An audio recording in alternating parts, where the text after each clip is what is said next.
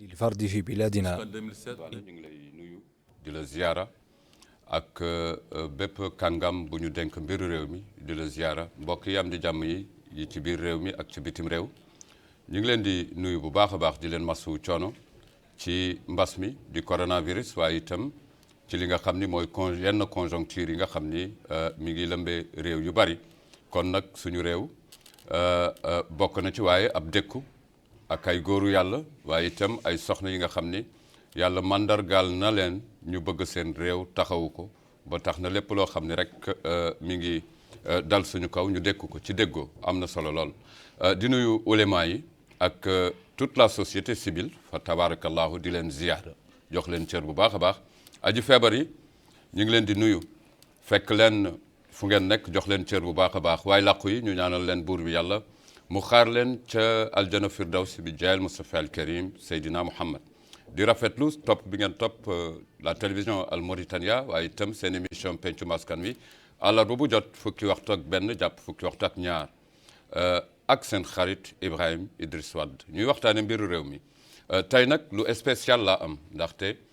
dama fi jàkkaarloog ay naataango yu am njëriñ ci réew mi ci seen i gox waaye itam ci kuréel wu mel ni parti au pouvoir kenn ki di Pape Adama Diop di chargé de communication kuréel woowu nga xam ni aju ndaw yi la ñu wooye leen jiwu mu doon loo xam ni lu am solo la jeunesse UPR bu Waalo kon nag mbokki Waalo ñu ngi leen di nuyu Alioune Diadji Niang honorable moom mu nekkoon candidat à la députation nekk aju ndaw boo xam ni ràññee nañ ko jaar na fi jaaraat fi waaye bu leen gisee loolu solo si mu am ci di ko jukki moom fa tabarakallahu mi ngi yëngu ci parti au pouvoir waaye itam bokk ci village de Gani am na yu bare yoo xam ni dinañ ci jaar ak moom ci ay avancées yu am solo donte ne léegi Mourata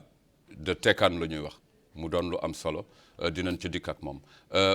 Pape Adama Diop asalaamaaleykum wa rahmatullah wa barakatuh. waaleykum salaam wa rahmatullah taala wa barakatuh. Ibrahima Idrissa Wade ñu ngi am mbégte ak contentement di la wuyu si li nga xam ne mooy sa émission pencum askan wi.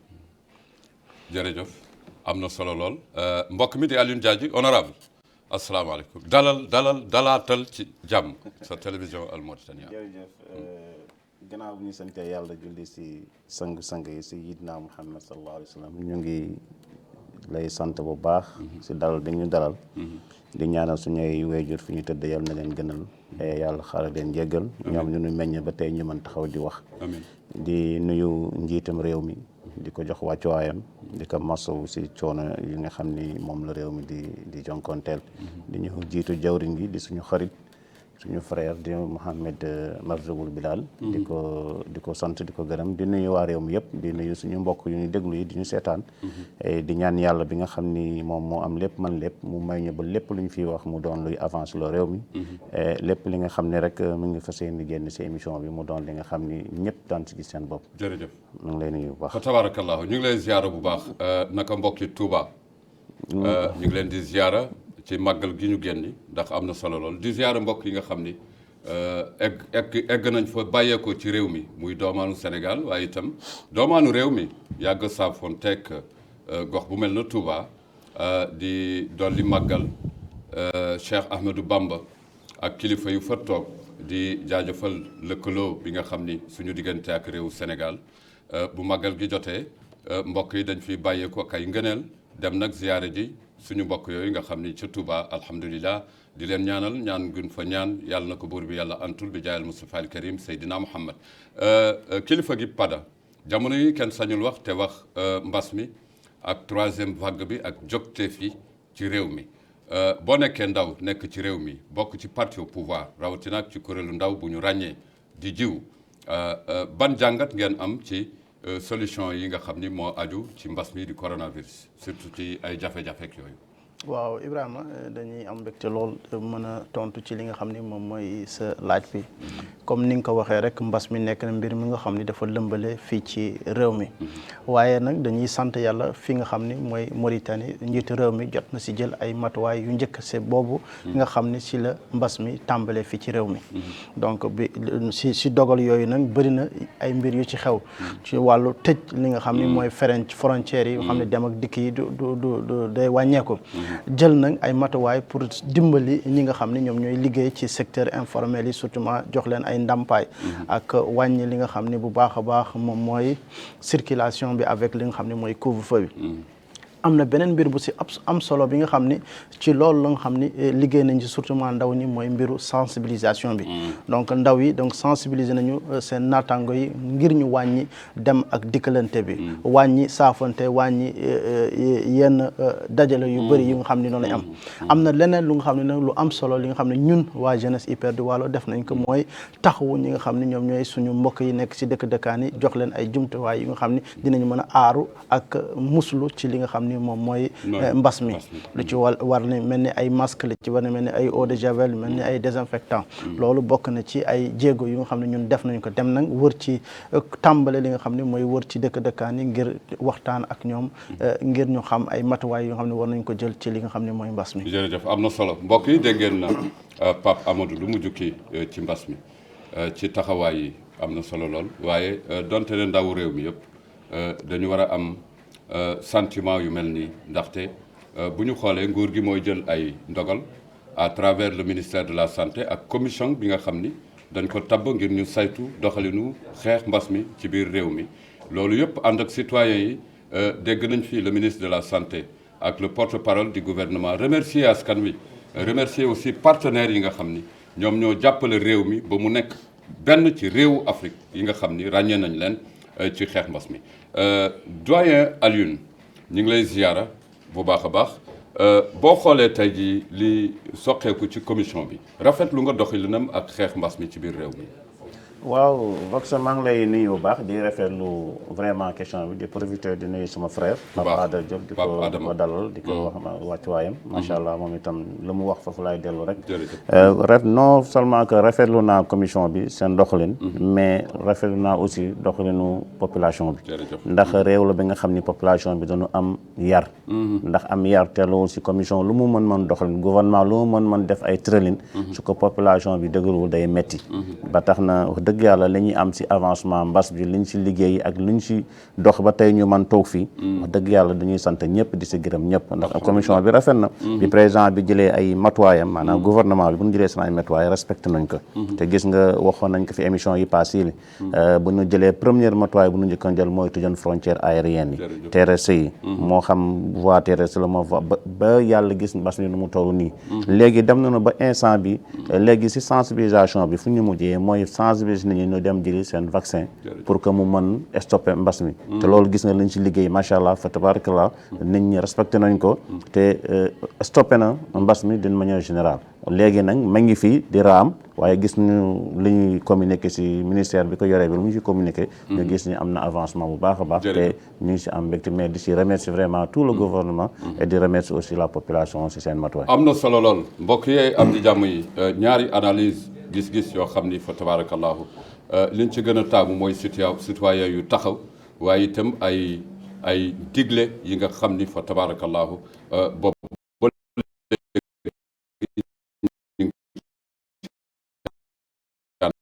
ak réew mi yàlla na buur bi yàlla dolli te defe naa ni taxawaay bi rafet na ci yu am solo yi nga xam ni ci réew mi alhamdulilah rabbil alamin ci kalamay Pape Adama Diop mu nekk ku ñu ràññee yore lépp loo xam ni moo jëm ci wàllu jokkalante ci kuréelu ndawu IPR yi dégg ngeen ko ci intervention mu jukki lu mel na jiw jeunesse UPR bu waalo nag tey la waalo aay waaye réew la woon ndaw yi ma jàkkaar lool bokk ci waalo di ci def taxawaay yu am solo bu ñu demee tey ak li mën a xew yëpp ci diggante parti au pouvoir bu njëkkaan ak ci mag ñi ak ci ndaw yi mu bari loo xam ni dafay tawweeku politique nu ñuy comprendre ne loolu la ay acte individuel ak ay acte collectif Pape Adama tey jii ñu nekk ci lu mel ne parti au pouvoir bu bees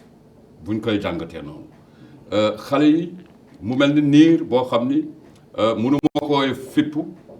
waaye am vision ci biir parti au pouvoir boo may indil historique parti au pouvoir ba li indi ngeen taxaw ne jiw jeunesse hyper bu Waalo lan nga may wax en tant que chargé de communication. du ma ne parti pouvoir bu bees moo am mais damay wax ne rek restructuration parti restructuration yeesalaat jërëjëf donc loolu moo war a indi ñu defar kuréel bu bees tab nag bureau exécutif bu bees donc pour mën a faire face ak li nga xam ni moom mooy engagement ak priorité yu nga xam ni ci la njiitu réew mi ak ci li nga xam ne réew mi di teg tànkam donc loolu moom mooy lu njëkk li beneen pàcc bi ngay wax maanaam taxawaayu ndaw ñi ci biir li nga xam ni mooy parti au pouvoir xam nga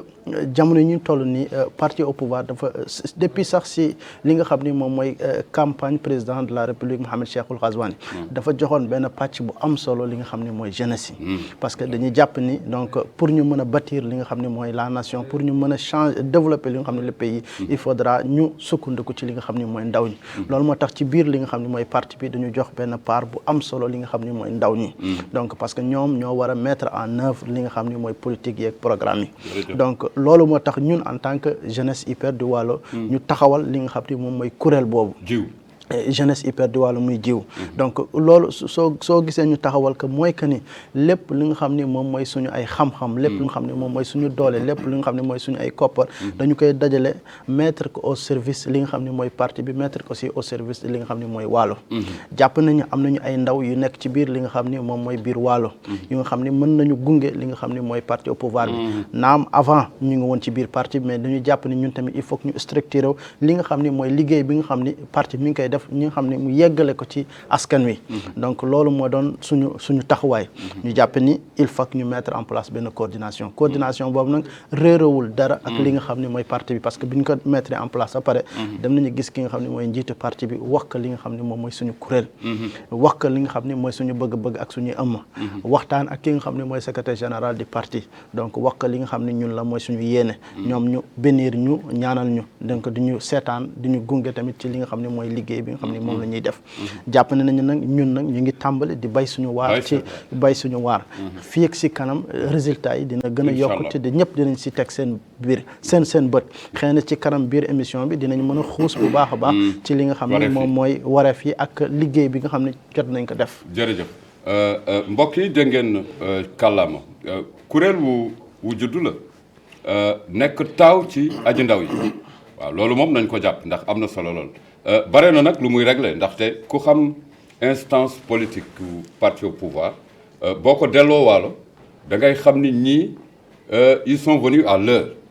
création en tout cas jiwu sama gis-gis man parce que politique wu Waalo ñun xam nañ ko ràññee nañ ko xam nañu ban couleur la am aussi wante pada dafa am lu am solo bu ñu delloo Waalo dañuy jàpp ni bare na ci kuréel yuy juddu yeneen ni aji ndaw taxaw di am luñ ci laam-laame loolu tolof yooyu ràññee nañ ko en tout cas au niveau du Waalo bëreet concept yi ñàkk xam wala ñàkk topp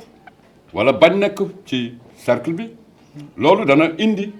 aji ndaw wala ay kilifa yu bare yoo xam ni dañuy ŋàññi genre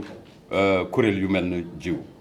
boo leen di taxawal seen ubbeeku ak seen vision lan nga may wax wala booy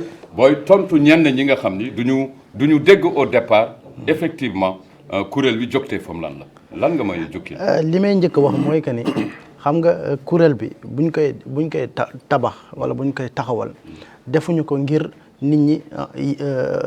ngir wane suñu bopp defuñu ko tamit ngir folklore ndaxte avant ñuy taxawal li nga xam ne mooy kuréel bi ñu ngi doon yëngatu ci li nga xam ne mooy biir parti bi bëri na ñi nga xam ne ñu ngi ci biir li nga xam ne mooy kuréel bi bokk nañ ci ay secrétariat exécutif li nga xam ne parti bi donc ñoom c'est des membres de droit ci biir li nga xam ne mooy parti bi donc ñoom yelloo na am nañu légitimité pour créer benn mouvement wala benn coordination bi nga xam ne ñoom dinañ ci mën a wax seen ay xalaat def seen ay programme pour mën ci liggéey. Avant loolu tamit ñun ñi nga xam ne ñoo bokk ci li nga xam ne coordination bi defar li nga xam ne coordination ñu ngi doon yëngatu suñu suuf ay ñu nga xam ne ñooy suñu ay papa nekkoon ci penc IPR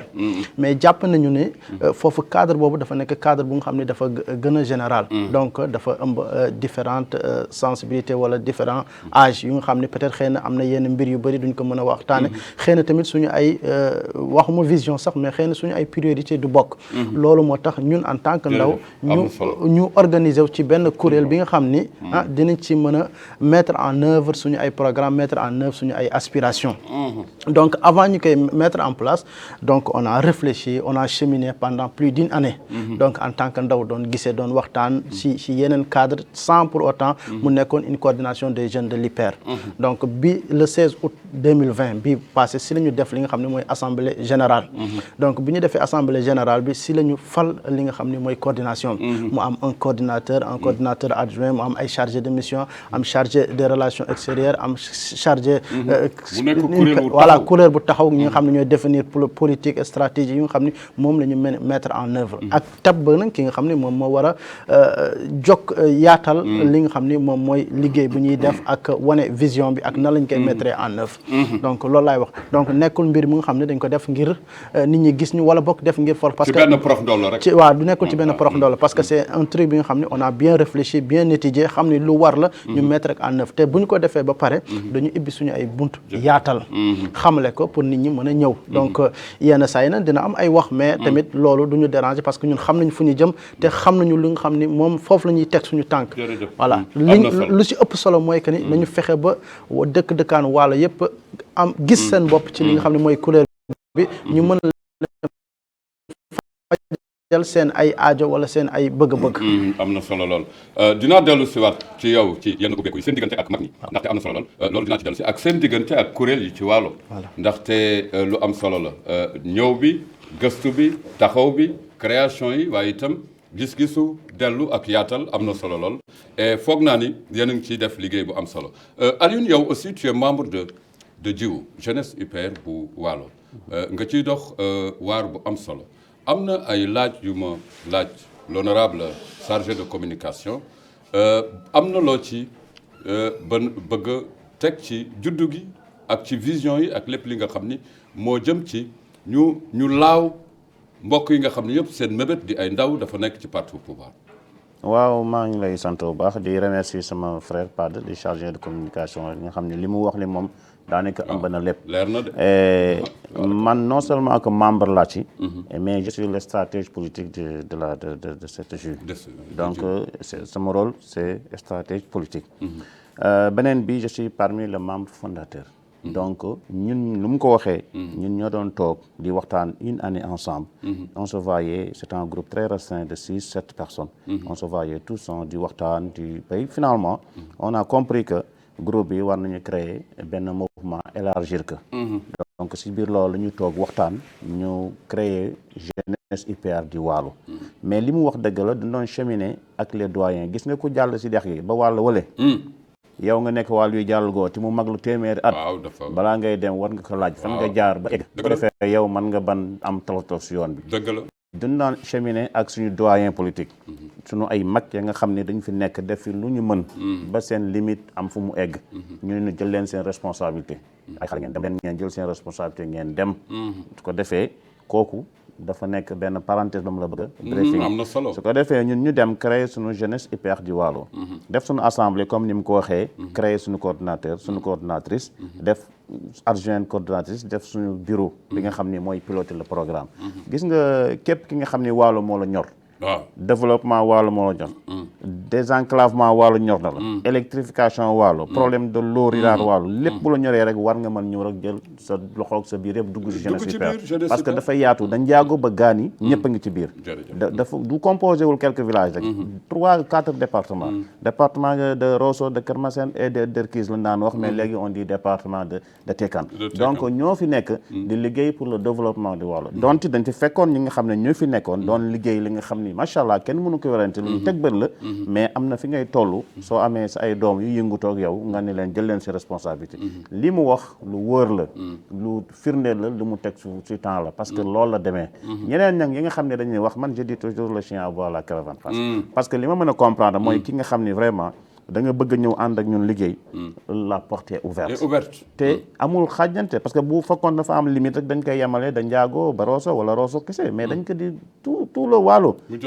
ci dana dem sax ba dootul nekk tout le Waalo day nekk toute la République parce que ay jeunes la ñu te ay jeunes bu ñuy liggéey dañuy liggéey rek pour te Waalo réew la te nag lañ sa xamul woon mooy réew mi ku koy développer il faut nga am vision il faut que nga fekk si le gouvernement si vision te ñun ñëpp du nekk ay jeunes yi nga xam ne dañuy nekk si parti bi di yëngatu ak parti bi lu mu ko waxee dëggale bi ñu ko créé nañ ko ba pare si un mouvement très restreint au début c'était que 5-6 personnes élargir nañ ko dem nañu gis les ayants droit comme le président du parti bu ñu toogee ak moom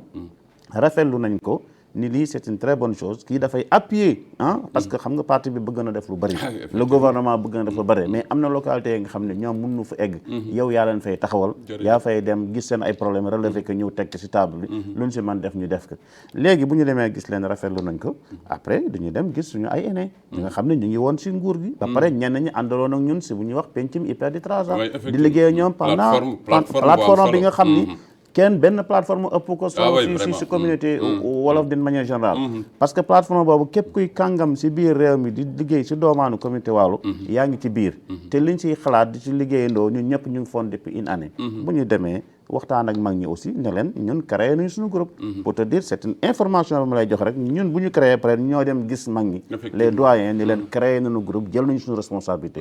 ñoom lan la ñu mën a apporter ñu ngi seen gannaaw ñun ñoo ngi seen gannaaw bu leen demee ba am ngeen limite fa ngeen mën ngeen contacter mais au cas échéant yéen ñun ñoo ngi seen gannaaw léegi ñun toppatu leen suñu gannaaw ñun ñooy topp seen gannaaw léegi nag si biir loolu comme ñoo ngi topp suñu gannaaw ñun am nañ suñu plan d'action ñu ngi dem jor suñu liggéey di dem commence nañu si quelque part wax comme la ko waxee si kanam den si egg ñu ngi dem bu ñu demee ba gis na lu xam daanu tourner def recours aux ayants droit loolu la fa demee donc c'est un groupe très soudé amul benn problème amul benn tiraillement ku nekk xam nga sa rôle ku nekk am nga sa rôle bien défini et ñu ngi si liggéey ñu ngi gisante ñu ngi def ay action et incha allah li si kanam rawul bët incha allah instance politique yi dinañ ci ñëw faw ndaxte réew mi boo bëggee jóg-jógu politique ak mandargam il faut nga liggéey ci Waalo defe naa ni liggéey boo gis taamu nañ ci ndaw rapport relation adulte jeune ak yooyu les premiers cadres de la communauté ak les jeunes qui viennent de naître jéewu am na solo lool mais pendant seen rapport parce que Alioune dafa jukki lu mel ni vision du président de la République ak le gouvernement mauritanien ci biir vision yooyu et foog naa ni mooy nekk seen axe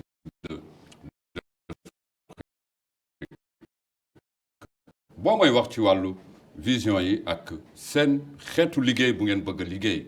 non seulement pour askan wi en politique mais vision yi ngeen porté le Waalo dans la politique en tant que jeune boo mooy wax ci trajet boobu ak vision yu mel ni li honorable wax lan nga mooy jukkil ci seen trajet li may wax d'abord ci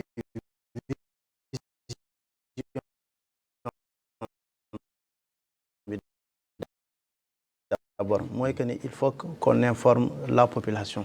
déjà doomaanu Waalo yi xamal leen li nga xam ne moom la gouvernement bi di liggéey axe prioritaire yi nga xam ne moom la gouvernement bi teg surtout ñu waxee Waalo lu ci njëkk moom mooy mbay mi donc parce que dañu bëgg autosuffisance alimentaire te loolu pour mu mën a am il faut que doomaanu Waalo yi exploiter li nga xam ni moom mooy seen suuf yi donc loolu information bu nga xam ne dañu koy jàllale véhiculer ko au niveau des populations beneen mbir bi nga xam ne moom mooy désenclavement parce que boo bëggee am autosuffisance alimentaire te amoo ay yoon yi nga xam ne si ngay mën a yeggale say produits je pense que boobaa liggéey bi wala mbay mi dafay kii donc dañuy gunge li nga xam ne mooy gouvernement à travers ses réalisations ak à travers seen ay structures décentralisées yi nga xam ni ñoom ñooy chargé wu defar yoon yi def désenclavé parce que surtout ment Waalo nekk na mbir bi nga xam ni lu ko soxal la ci jamono yi ñu toll nii ndaxte surtout période nawet dafay yoon yi village yu bëri dafay nekk inaccessible à cause de manque de route yu nga xam ne ñooy praticable. beneen mbir mi moom mooy jeunesse bi il faut que ñu former leen. parce que former leen donc en politique et former leen aussi pour ay métiers parce que munoo exercer yenn emploi te tu n'es pas qualifié te donc loolu bokk na ci programme yi nga xam ni ministère de l'emploi et de la formation ci priorité yi nga xam ni moom la def maanaam ñi nga xam ni am nañu yenn niveau yu tane yi ñu former leen ci yenn métiers yi comme mel ni bâtiment mel ni électricité mel ni tamit agriculture ndax ñu mën a xarañ ci liggéey bu ñuy def ndaxte mbir mi nekkul jàng ba am ay diplôme kese parce que mën nga tekki mën nga am liggéey tamit ci yeneen domaines yu nga xam ni sori woo sax si njàng yi mais da ngay qualifié wu ci domaine boobu donc loolu nekk na ci mbir yu nga xam ni en tant que jeunesse hyper war nañ ko yeggale li nga xam ne mooy population bi donc pour loolu dañuy def ay tournées au niveau des villages donc pour wax leen li nga xam ne mooy kuréel bu yeggali leen li nga xam ni moom lay gouvernement bi def ak parti bi axe yi nga xam ni moom lay def beneen mbir mi mooy mbiru wàllu santé ndaxte santé nekk na lu am solo surtout jamono yu ñu toll nii donc fexe ba population di moytu bu baax a baax ci li nga xam ni moom mooy mbas mi encourager leen tamit ñu dem def li nga xam ne mooy ñàkku bi ndaxte ñàkku bi rek moom moo ñuy permettre ñu mën a franchir li nga xam ni moom mooy tolof yi ñu nekk yi donc loolu bokk na ci vision bi bokk na ci programme yi nga xam ne ñu ngi koy partagé di ko wéyale ci biir li nga xam ni moom mooy gox-goxaan yi donc loolu daal bokk na ci axe yi axe yu am solo dama doon am mbetteel boo génnoon feneen parce que bu ñu amee seetlu bu baax àddina bi surtout développement local ak décentralisation yeneen xeetu vision politique la ñu soxla te dégg ngeen su chargé de communication ak porte-parole waxee rek dañuy jàpp ni kuréel bi esprit la ak vision yu am solo damay profiter ci occasion bi nuyu sama frère Alioune Diadji donc di ko remercier bu baax a baax l'honorable ndax xëy na bopp ñu commencé ba léegi nuyu ma ko donc mu ci am na solo trop ku jare mandargal la dama doon nekkoon di wax ne ci fànnu yeneen vision politique dégg ngeen aji ndaw yi mais nag Pada est-ce que mën nañu jàpp ni concept bu bees la le fait que ay cadres comme nu ñu xamee suñu cadres yi ñu ngi leen di nuyu de passage ils sont connus macha allah ñu nekk ñu teey ñoo xam ni ñu ngi liggéey dans l'ombre loolu moi je le reconnais en tant que observateur am na solo loolu lu ñuy def mooy ñu dooleel leen lu ñuy liggéey ak lëkkaloo seen diggante ak ndaw yi mais concept boobu. bon du ma ne concept bu bees la parce que li ci xeetu kuréel bu mel nii amoon na fi si suñu ay pape yi nga xam ne defoon nañu benn muy collectif des cadres wolof amoon na fi. mais jamais des jeunes mais jeune du parti di l'IPER lu bees la. donc mën naa jàpp ni c'est une prise de responsabilité ñi nga xam ni mooy ndaw ñi. parce que jamono est-ce que àndul ak fippu du fippu. wala non du fippu mais xam li ñu bëgg. ak xam fu ñu jëm la donc loolu la prise de conscience la xam ne dafa jot que ni ndaw ñi war a organiser autour d'une structure pour mën a mettre en œuvre li nga xam ne mooy seen ay idées mooy mettre en œuvre seen ay aspirations te parce que jàpp nañu ñun kuréel bi bëri na ay spécialités bëri na tamit ay domaines yu bëri yu nga xam ne nit ñi ñoo ngi ci spécialisé di ci nekk donc forcément suñu dajaloo mettre en œuvre suñu ay xalaat ak suñu ay gis-gis yaakaar naa lu bëri mën a tukkee parce que ci biir li nga xam ne mooy kuréel bi dañu def un chargé de développement local mu nekk nit ku nga xam ne ku xarañ muy Ndëri Gueye donc ba pare def ay points focaux au niveau des villages donc lépp lu nga xam ni moom mooy ay mébét lépp lu nga xam ni mooy problème ci ñaxtu yi au niveau des villages dañ koy mën di reporter au niveau de la coordination pour ñu mën ci nag bind ay këyit bind ci ay xalaat pour mettre que en œuvre te gis nañu donc li nga xam ne moo doon tournée bi li nga xam ne les députés de la vallée defoon nañ ko au niveau de Rosso donc ñun suñu coordination gis nañu apport bu am solo bi nga xam ni def nañ ko jox nañ ko ñooñu bind nañu bataaxal wax lépp lu nga xam ni moom mooy ay tolof wax li nga xam ni mooy vision bi nga xam ni bëgg nañ ñu taxawee ci biir li nga xam ni moom mooy waalo suñu ne waalo de njaago ba gaani donc jox ay relever problème yi wax ay solutions yi nga xam ni moo lañ koy régler te gis nañu tamit bu rapport bi génnee donc waaw gis nañ si suñu bopp bu baax loolu dafay wane rek xarañte ak gëm suñu bopp bi nga xam ni gëm nañ ko ba di mettre en œuvre suñu ay programme ak suñu ay gis-gis jërëjëf mbokki Waalo ñu ngi leen di nuyu baax a baax mbokk yi nekk ci waar wi aju soxna yi di ko bay Kër Muur di leen bëggee bu baax a baax ndax seen doom laa jàkkaarlool ak Gany tey vraiment je suis bien ravitaillé tey moom xel dal na donte ne ñu ngi am ay ndaw yoo xam ni di soqeeku ci gox yooyu le ñëw di jukki lu mel ni ànd ak réew mi njiitu réew mi ak le parti au pouvoir am na solo trop di leen jaajëfal bu baax a baax kilifa diine yi kilifa aada yu nekk ci gox-goxaat yi ñu ngi leen di nuyu jox leen cër bu baax a baax Pada dina ñëwaat ci yow ndax mbokk mi mel na truc mais ma ñëw yëngal ko ci découpage yi bala découpage yi am na loo ràññee li nga xam ni ci fànn réalisation Pada def ci jaar tumari du teew ni natal parce que réew mi dañu toll foo xam ni boo gisee nen ni nen a ngi waaye boo gisee lu dul nen sañ nga wax ni lii du nen loolu moom d'accord nañ ci nga am taxawaay ci seetlu sa gox lan nga ci jàpp jamono yi. waaw damay delluwaat tuuti rek si Pada xam naa ni sax moom wax dëgg yàlla lépp luy tey jeunesse hyper di Waalo lépp lu si question vraiment moom il est à la hauteur mën na répondre lépp te dama koy dëggal rek si li mu wax ni si structure jeunesse bi xam ne du lu bees dëgg la mag ñi xëy na bu ñuy demee ba mag si la ñuy remarqué lii ñu remarqué nii waaye nag mag ñi aussi mag ñi aussi seen taxawaay il faut que ñu reconnaître que ñoom ñoo jur xale yi taxawaayu mag yi moo fi indi tey taxawaayu xale yi loolu il faut ñu reconnaître ndax fi mu toll nii mag ñi bu ñu fi nekkee seen temps li ñu doon daj ñun dajaguñu ko ndax mag ñi dañu fekkoon yow sa communauté ñeneen yu rekk seen loxo di ko piloté ñuy xeex déjà ñaari combat lañu leen mëne dana mëne benn combat pour récupérer seen alal ba pare doog a jël nañ seen combat pour émerger seen waalo donc duñ leen de remercier de passage di leen rafetlu seen liggéey mais honorable yow sa jàngat boobu doy na waar waaw non c'est la vérité dama ci doon pousse Pada léegi waaw léegi nag peut-être que Pada est beaucoup plus sage damay xaar affaire yi si digg bi parce que man awma li may làq dama ne la damay remercier mag ñi xeex bi quoi ndax duñu xeex ba tax ñun ñu juddu ndax bu fa continuer du ñu yaafus toog fii defuñu dara ñun bu ñu juddoo du ñu fekk dara léegi loolu il faut reconnaître que wax nga ko léegi soo nee nga nii da nga nee nii dañuy reconnaître que ñoom duñu liggéey xëy na nag am nañu âge bu ñu toll seen limite am na ñoom reconnaître nañ que neen la dem leen waaye ba tey ñu ngi liggéey yaa ngi koy wax sànq ni ñu ngi liggéey suuf kooku nag ñun mënuñu si wax ndax li ñu nekk suuf moom ñu jógee rek ñoo ko xam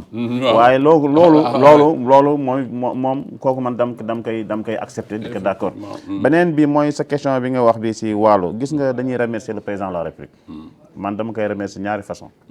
jël na réew mi si période yu difficile mais terewul période yu lu mu métti mi ngi def lu mu mën ñu ngi gis suñu bopp barki démb daawoo lekk sëq xaw ma coof daan naa ko lekk mais dafa daan cher daawoo ko sax lekk da nga daan ko dégg rek léegi mi ngi nii ñu koy lekk léegi réew maa ngi nii nit loo am nga lekk jën gis nga ko ay kilo 500 ay kilo 700 maanaam yooyu dafa nekk lu concret lu ñëpp rek seen bët kon le président de la République dañ koy remercier ndax taxawaayam gis nga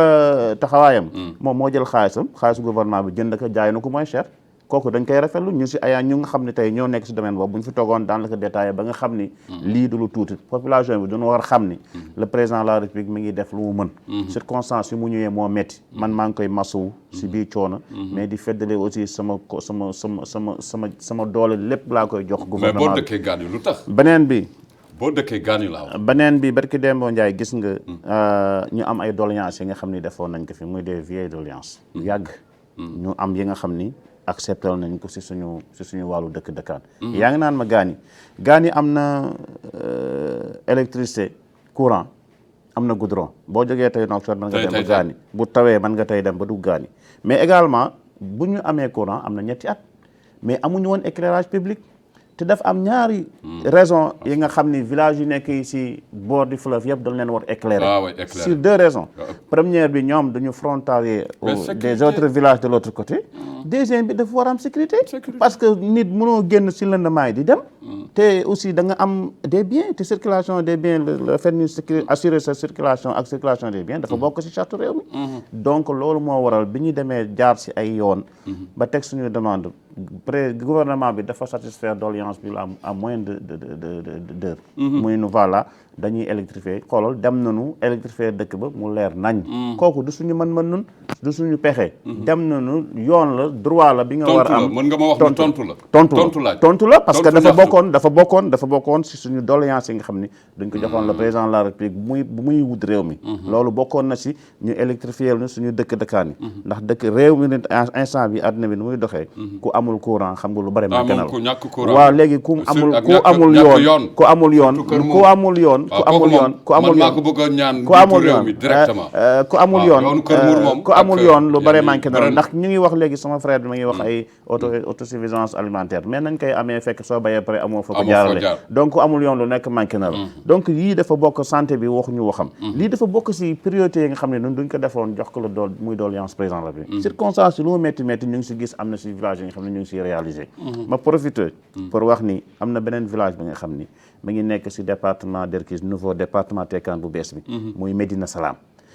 am na bonne volonté ba nga xam ne dafa ñëw defal les tronçons de 1 kilomètre 500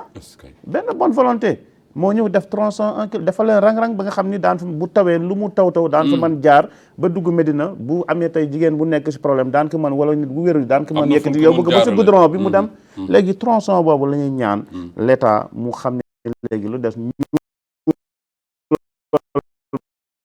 moo des goudron ñu defal ñu ko su ko defee bokk na si doléance yi nga xam ni man je le demande à tout temps après ils sont encore le réseau est à 2 kilomètres 500 donc mën na leen dugal courant yooyu mooy réalisation yi ñu xaar si gouvernement bi moom mooy population bi aussi waal loolu la ñuy xaar si ñun ñu eggale ko ci kaw mais nag honorable bu ma déggee découpage waaw keroog bi ma ko déggee nouveau découpage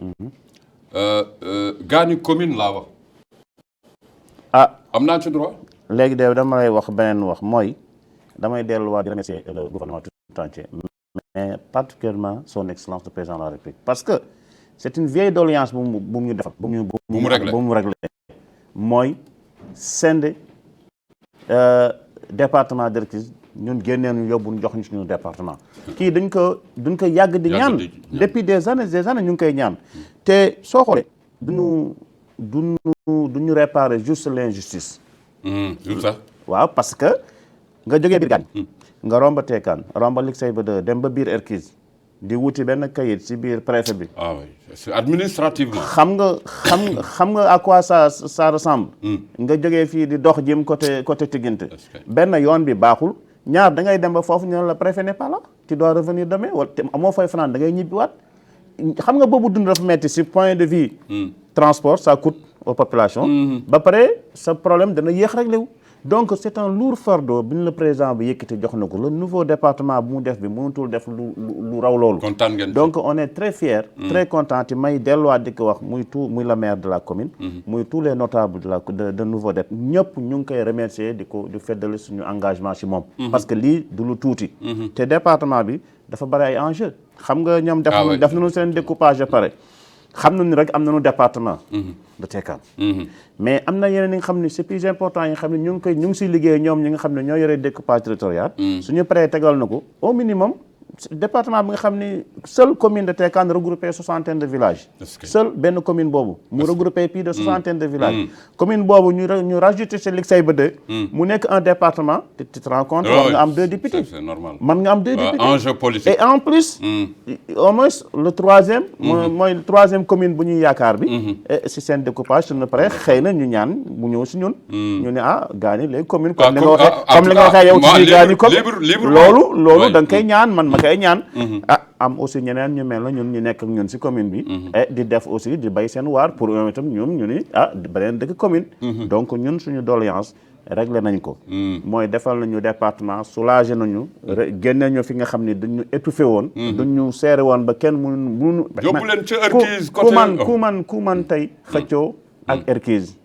muy point départemental bastion la muy point départemental que régional gis nga ñooñu nekk ak ñoom di xëccoo ak ñoom c'est pas possible may profito di masawu wàññi na coono daal waaw may profito di masawu aussi gouvernement bi yëpp si li nga xam ni am na foofu c'est une désolation la mooy saccage yi ñu def fi si Erkis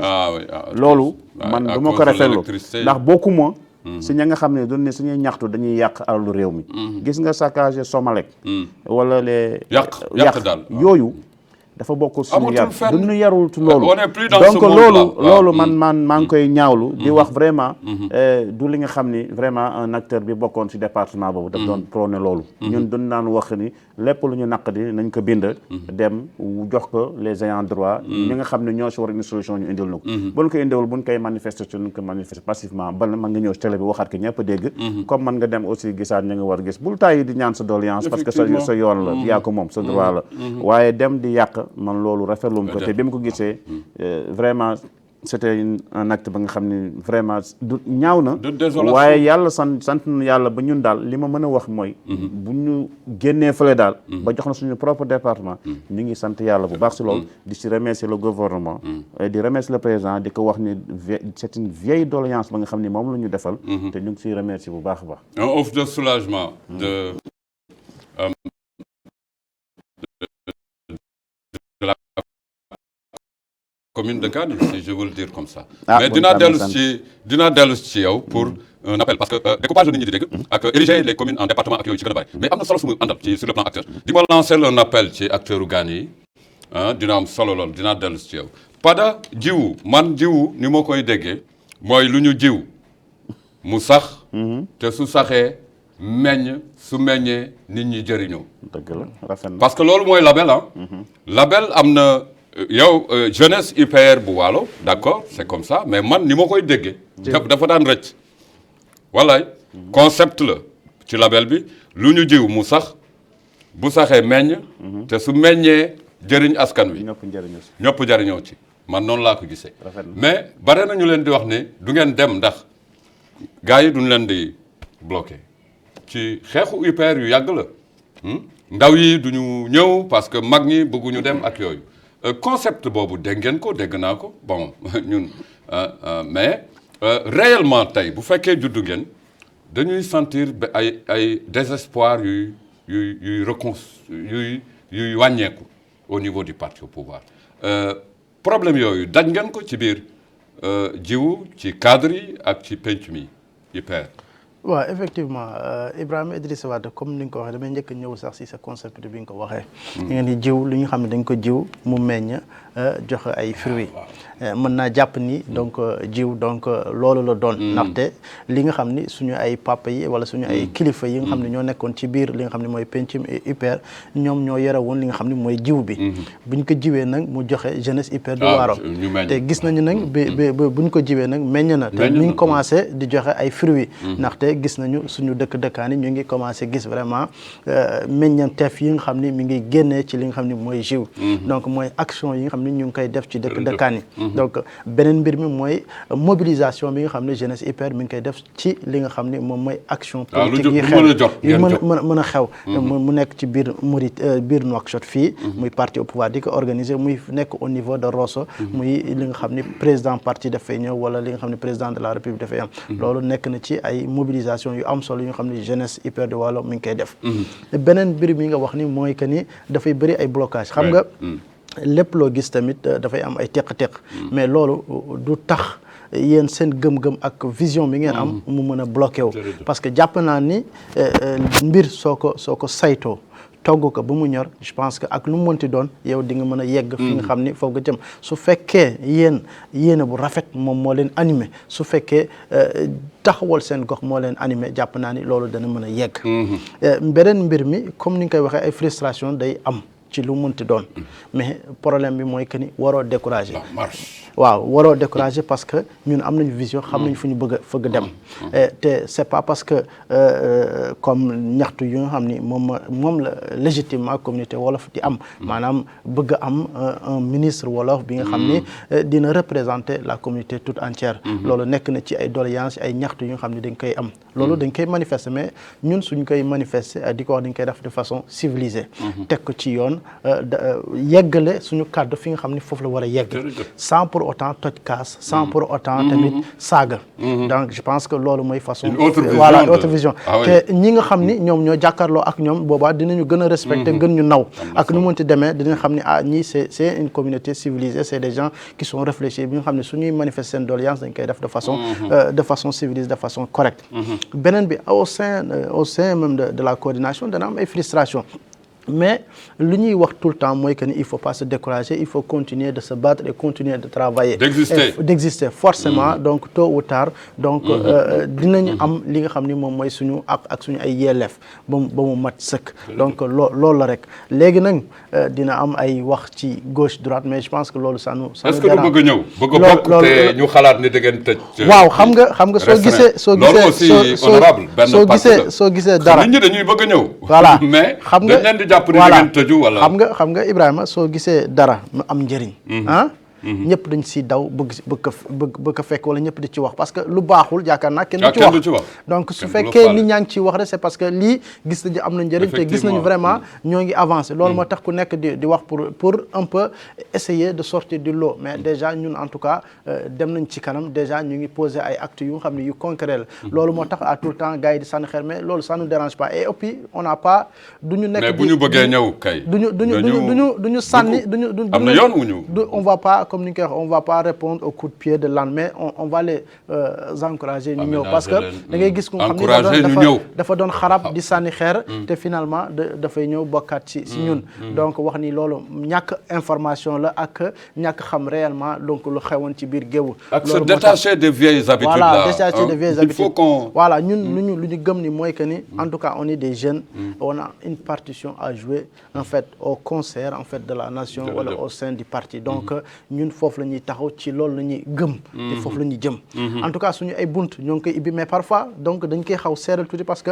xam nga su mbir amee su commencé am ay fruits day bëri ay nit yu xam ne dañuy daw di wuy si te boo amul seetlu boo amul réglementation boo amul organisation bu am doole rek donc ñii dañuy tas li nga xam ni moom nga jotoon tabax loolu moo tax ñu commencé di dal di xaw tuuti serré pour mën a xool les gens qui sont crédibles, les gens qui sont vraiment motivés pour mën a ñëw liggéey ànd ak ñun ci liggéey bi. C'est vrai que topp nañ leen ba ngeen di juddu ba léegi xam nañu lu fa xew. lu ñuy def mooy ñu encourager leen di leen dolli nag ne enjeu yi mi ngi ñëw parce que bu ñu dépassé ñaari at dugg ci ñetteel bi ñeenteel bi rek dañuy nekk ci wareef yi en politique am na solo lool. ñu ngi leen ci encourager en tout cas di nuyu l'honorable Oumar Gueye di mu nekk directeur chantier naval ca Nouadhibou ñu ngi leen di jaajëfal mbokki Nouadhibou doomaanu Waalo yi fa nekk yi ñu jox leen cër Fall Ngisili au niveau du parti au pouvoir ñu ngi lay béggee ngay def liggéey bu am solo foofu rawatina ak le doyen Bamadine ak Khayar Fall ñoom Mama Yacine Marème Mbodj ak Yelim Diouk Abdou Khader beaucoup de cadres yi nga xam ni vraiment ils sont sur pied ñu ngi leen di jaajëfal bu baax a baax jox leen cër Alioune Diadji gagné en commune ak effet yi nga xam ni lii la nouveau découpage bi indi booy wax ak doomaanu Gani yi ak suñu gox yooyu lan nga leen di wax parce que taxawaay bi dafa war a soppeeku. waaw moom li ma leen di wax je pense que ñoom ils sont conscients de cela déjà parce que tous les acteurs politiques yu nekk ci zone boobu yëpp xam na ni gouvernement bi jox nañu suñu àq ak suñu yelleef mooy duñ daan topp ñi nga xam ni duñ leen sax gis dam ko yàgg di wax ni département d'Erkise ñun ñu bokk ci mais soo xoolee Gani mu nekk benn point bu stratégique nekk centre si benn point ba nga xam ni tey pour ñu def ko commune dafa légitime waaye ñun maanaam ameewuñu boobu pouvoir ñu mën nañ ko réclamer rek comme nañ ko bëggee waaye waa dëkk ba ak waa commune bi waa département bi xam noonu ni tey lu noon jooy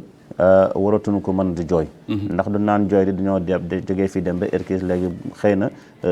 buñ fi jógee te bu fekkee sax yàlla defal nañu lu nu gën ñu am ñun commune suñu problème dootul metti buñ ko amulee itam bu ñu jógee Tekaan la ñuy dem Tekaan ak Gani c'est 8 kilomètres donc bokkul ak fi nga xam ni da ngay dem rang ay 1 heure 2 heures de temps dem ba foofu sa problème di réglé kon li ñuy xaar mooy que ni am nañu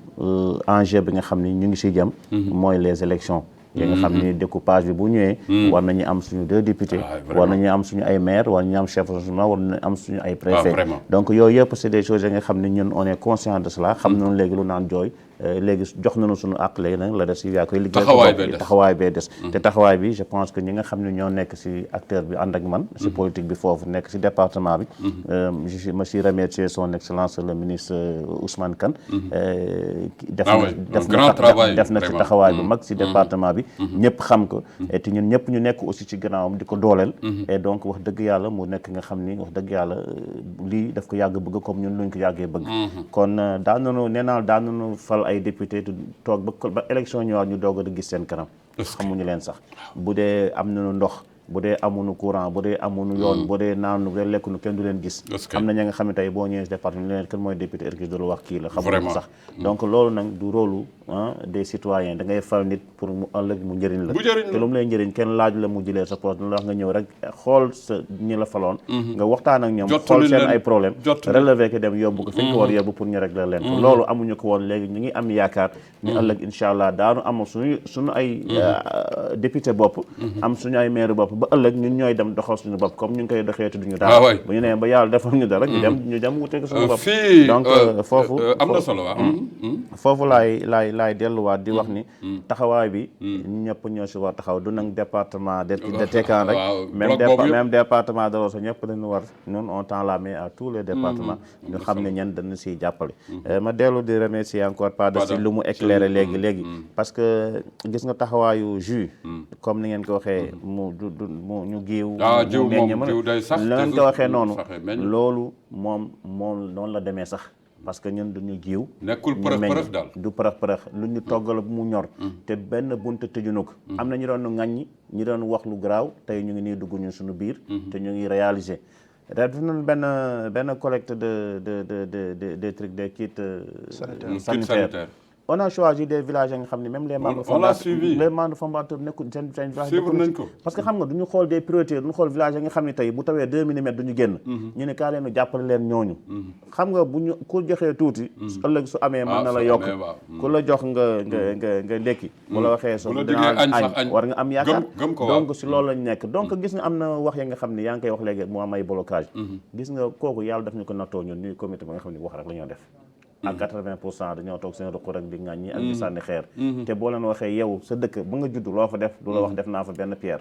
du la wax def naa fa dara xamul sax biig lan la seen dëkk lu ñu waaw loolu nag du yoon moom donc du yoon fi mu toll nii balaa ngay dem di xeexal dëkku jaamur nga dem sa dëkk ba pare balaa ngay xeexal village jaamur nga dem sa village ba pare balaa ngay xeexal réew jaamur nga sa citoyenneté nga matal ko bu mu ci biir loolu laay remercier comme ni nga ko remercier l'honorable député Bamadine di ko wax moom njiit la kilifa la te dafa jiitu ba pare faqasalul kenn te ñun ñu jiitu la kenn faqasalul ko waaye bu mu demee ba nga xam ni taxaw na nenu jël leen seen responsabilité dafa nekk sincère si moom te saa yoo ko fëggee mu taxaw saa yu ñu amee jaax-jaax soo ko wooxee mu wuyu la waaye yàlla def na ba fii ñu toll ni jus ma ngi jël ay plan d'action ànd ak moom di dem di liggéey xaar ñu kenn wax nu fii ngeen di jaar wala fee ngeen di jaar suñu liggéey lu ñu yoree jiital suñu coordinateur doyloo ko nag ma rappelle la coordinateur bi c'est Mamadou Diagne le directeur général adjoint de la SNDP muy booy bu yaru ku am fulla ku am caractère ku am vision aussi te aussi jiitu wunu rek parce que dañu daf na bëgg donc xam nga ñu ñoo toog waxtaan suñu biir ba ne kii la ñuy jiital mais parce que da ngeen ko saytu ba xam ni kii mën na leen xam nga man nekkoon naa fi candidat députation kii ma ngi woon si section bi nekk bi fële si di def liggéey bu doy waar dégg nga lu ma wax waa Xalwani daf la waroon recevoir directement man loolu man mun naa ko waa léegi lii mu doon def man ma nekkoon si beneen pàcc di liggéey keneen nekk si beneen pàcc te ñun ñëpp yëgoowuñu woon pour ñu def jeunesse hyper du Waalo cela veut dire que ku nekk ma ngi doon liggéey si politique bi te gisoo sa morom léegi bu ñu ñëwee converse ñooy dool yëpp def ko muy benn je pense que day gën a am force keneen ki nga xam ne da nga si gis sa bopp da ngaa ñëw rek nga ni man damaa bëgg a dugg te fi mu toll ni dama koy répéter dama koy confirmer kenn tëjul dara ndax amuñu lu ñoo tëj ñun duñuy da njaago ba gaani njaago yóbbante nañ fa ay kit santé te pourtant pour ñu dem fa c'est tout à fait un problème ndax bu tawee kenn mënul accéder foofu donc c'est-à-dire dafa nekk li nga xam ni vision bu bees la donc ñun ñëpp ñu ngi existé woon si parti bi di liggéey mais bu ñu ñëwee ñu dajale suñu kii parce que ñu ngi si secrétariat du parti bi ñu ngi yëngal si parti bi sous la directive aussi du parti bi ñu demee amuñu programme indépendant du parti bi donc loolu ñëpp ci nekk loolu nag képp ki nga xam ni Waalo ñor na la d'une manière générale Mauritanie yëpp ñor na la et la jeunesse ñor la en particulier ñëwal dugg si jeunesse bi nga ànd ak ñun convertir sa doole bi mooy lan soo mënul ñëw réunion boo mënul ñëw joxee sa xalaat bu ñuy def ay contribution ñun en personne dajale nga def sa loxo tuuti nit lu mu am rek nga joxee que parce que loo am ngay demee marché buñ ko dajalee dina am ñu mu faytee si Waalo boo demee ba Waalo nag nga relever les problèmes nga xam c'est des problèmes très majeurs yu mag nga ñëw jox ko nag les ayants droit ni leen dëkk bii da gis na ni ñii de bu leen defalee bii rang-rang bii wala ñii goudron bi dañ leen arrangé ñii de poste santé bi baaxul école bii dafay daanu ñun ko jàpp ni loolu moom la Waalo di xaar si ñun loolu la ñuy xaar ñun tam si gouvernement bi ñuy sut effectivement donc ñu ngi delluwaat di nuyu vraiment le président am na solo jébbal bi ak yooyu waaye bis dana jot ngeen jël lenge yi incha allah Pada mën nañu espérer candidat jeune ci UPR ci gox-goxaat yi rien que des jeunes mën nañ ko espérer te du am tolof je pense si li ma yaakaar ni en tout cas élection yii di ñëw muy législative yi wala locales yi jàpp naa ni ndaw ñi dinañu am rôle bu am solo bi nga xam ne dinañ ko jouer parce que loolu bokkoon na ci li nga xam ne mooy engagement le président de la République te je pense parti bi tamit ci loolu lay doxal en tout cas ñun ñoo ngi liggéey pour bu subaa ñu mën ñu ràññee suñuy goxaani bu boobaa ñu mën ñu tànn ndax ñu bokk ci li nga xam ni au moins ñoom dinañ leen jox ay responsabilités ñu mën a doxal pour mën a atteindre li nga xam ne mooy objectif yi nga xam ni moom la gouvernement bi fixé te jàpp naa ne wane nañ suñu xarañte wane nañ suñu taxawaay pour mën a mettre en œuvre bu desee rek am na ci ñu mu dese mais du yéen voilà du des si ñun te loolu bokk na ci ay doléances yu nga xam ne dañu koy teg tout le temps ci table li nga xam ne mooy le président du parti pour ñoom ñu mën ko mettre en œuvre incha allah te jàpp nañu kii nga xam ne mooy président du parti wala secrétaire général du parti en tout cas ñoo ngi bàyyandi xel bu baax a baax ci loolu Mouhamadou Amar di ko béggee bu baax a baax sa kàddu mujj waaw sama kàddu ju mujj moom mooy damay remercier population Waalo di leen wax ni en tout cas ñun en tant que jeunesse UPR de Waalo lu ñu am lu néew ak lu bëri en tout cas dinañ ko bokk ak ñoom li ñu jotagum def nag ci li nga xam ne mooy distribution kit sanitaire yi lu ndaw la mais dafa tolloog suñu ay doole ndaxte bëgg nañu ni ñu koy def suñu ay doole mais en tout cas dinañ ko yaatal ba 24 villages yëpp mën si jot ñu ngi nag remercier suñu coordinateur di Mamadou Diagne di remercier tamit coordination bi yëpp ak remercier suñu ay doyens yi lu ci mel ni honorable député Bama Den ci mel ni Ngisali Fall ak suñu yeneen papa yi ak mag yëpp yi nga xam ni ñoom ñooñu boot ba ñu mën a am fit ba taxawal suñu coordination ak Linguère yi fàttewuñu leen Alioune kaddu bu mujj waaw kaddu gu mujj gi moom dañuy delluwaat di la remercier yow mi ñu jox occasion bi nga xam ne wax nañ fi li ñuy wax di ñaan yàlla li ñuy wax yëpp yal na doon yow di remercier encore une fois le gouvernement tout entier sous l'égide de son excellence Mouhamed Ould Bilal di remercier le président de la République si acte yu fort yi mu defal ko Waalo defal ko réew mi yëpp et di sant bu baax a baax la jeunesse UPR di Waalo ay jeunes yu xarañ li ñu jeunes yu am gis-gis ñu bokkandoo aussi xalaat amuñu benn problème ñu bëgg a développement di Waalo développement Mauritanie tout entière et du ñuy sant ñëpp di gërëm ñëpp alhamdulilah mbokk yi am di jàmm yi jiwu Pape Adama Diop ak ki nga xam ni mooy Alioune Diadji la ñu àndaloon jukki nag ñaari ay mbir yi nga xam ni dafa aju ci kuréel wu ñuy wax jiwu jeunesse UPR bu Waalo am na solo lool ci seen émission pencum askan wi Alioune Diadji ñu waxtaan ci découpage yi ak li nga xam ni moom la ñuy aspiré ci taxawaayu gox-goxaat yi yu ci mel ni gaan yi ànd bi yàlla na yàgg bi jaayal Moustapha al Karim mébét yi yàlla na antu ànd liggéeyandoo yëkkateendoo dóorandoo gis-gis yi doon benn doon lu am solo surtout au parti au pouvoir ak aji ndaw yi mbokk yi am di jàmm yi Ibrahima Idriss pencum askan wi seen télévision Al Mauritania ñu àndoon ci ak Pape Adama Diop chargé de communication de Jiwu ak le doyen honorable Alioune Diadji Niang honorable député et acteur politique au niveau du parti au pouvoir mbokk yi am di jàmm yi ñu jox leen dig daje àllarba bii di ñëw incha allahu rabbi asalaamaaleykum wa rahmatullah wa barakatuh